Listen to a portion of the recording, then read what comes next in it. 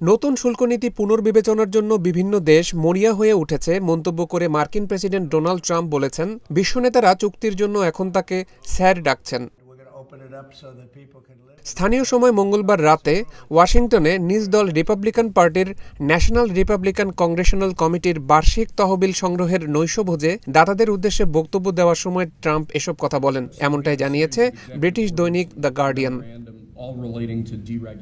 অবশ্য এরপরই আগামী ৯০ দিনের জন্য নতুন শুল্ক নীতি স্থগিত করেন মার্কিন প্রেসিডেন্ট। চীন ছাড়া সকল দেশের জন্য এই সিদ্ধান্ত কার্যকর হবে।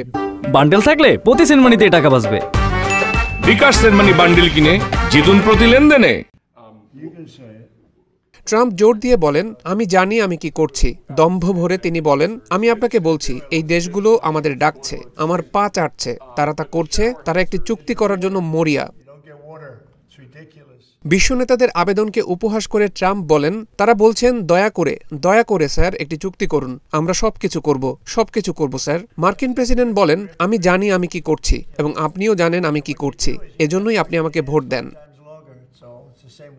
গত ২রা এপ্রিল বিশ্বব্যাপী আমদানি পণ্যের উপর পারস্পরিক শুল্ক ঘোষণা করেন মার্কিন প্রেসিডেন্ট ডোনাল্ড ট্রাম্প। এরপরই বিশ্ব অর্থনীতিতে বড় ধরনের ধাক্কা লাগে। বাংলাদেশের ওপরও আরোপ করা হয় ৩৭% বাড়তি শুল্ক।